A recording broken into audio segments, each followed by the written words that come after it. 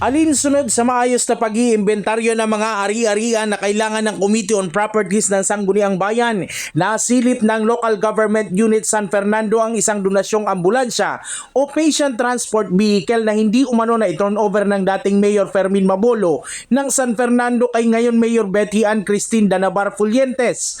Ang naturang ambulansya donasyon ng Philippine Charity Sweepstakes Office o PCSO taong 2024. Ang ambulance na iyan, nahiling ka kayang pinost yan kang 2024. Tsaka during that time, konsehal ako. And bilang konsehal, nag-agi sa mo ang resolution giving authority to the mayor, former mayor, na i-accept ang donation kang PCSO kay niyong ambulance. So we are hoping, pagbalik niya, yan si ambulance.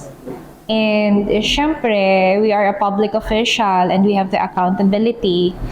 Yan sa mga dokumento para itao sa property custodian and sa accountant, tanganing makaiba siya sa inventory kang listahan kang property inventory kang munisipyo. So dapat na i-turn over.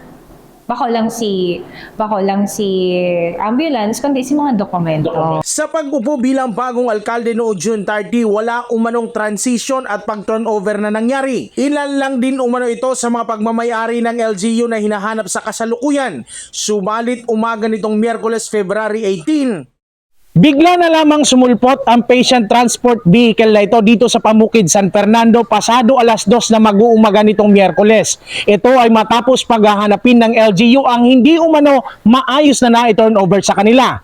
Ang malaki pang panghihinayang ng alkalde ng bayan ng San Fernando, sana ay nagamit na ito ng mamamayan nila. Ayon kay Mayor Tin Danabar, sa proseso ng paghahanap, bigla na lamang umano itong lumitaw mag-uumaga kahapon sa tabi ng ginagawang Super RHU sa Barangay Pamukid. Pigtarabangan kang Sangguniang Bayan as in executive department ining LGU, tanganing dikit-dikito na haranapon ang mga properties. So, tamang-tama, just this February or last week of January, nag-post Diraray. Pero anniversary na nag-post si Boses ng Banwaan, I will name na. Boses ng Banwaan, kang nako ang ambulance. Si turnover ka. Si turnover. Yan, sa nga nito yung yan to digdi kasi bigpa print ko po ito. Yan, igwa. Yan siya digdi. Yan. So, 2024, yan digdi yung sa niya, September 2024. Kasi ginibuhan niyang opportunity yung article. Na tinurn over na ang PCSO sa samuyang mayor dati. Nakumpirma ng LGU na kasabay nga ito sa mga donasyon sa ibang karatig bayan. Malaki din ang panghihinayang ng alkalde dahil sana ay napakinabangan na ito ng mga taga San Fernando. Gayong luma na ang gamit nilang ambulansya. Nagkapot-tapot man ako sa mga pag-iriban niyang dating mayor. Mag-iriban at sinda. Pamplona, Minalabak, Kaibahan. Talagang nahiling-indang na-receive ni Mayor.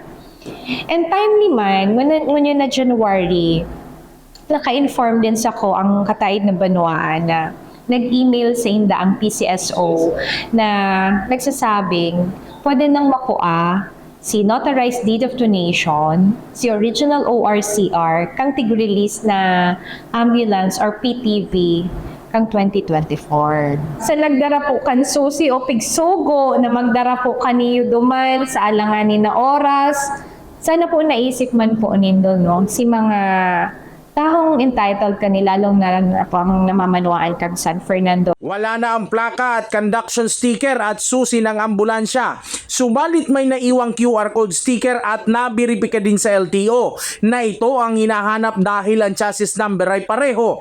Nagpapatuloy ang investigasyon sa inabando ng ambulansya. Jan Amador, CSN.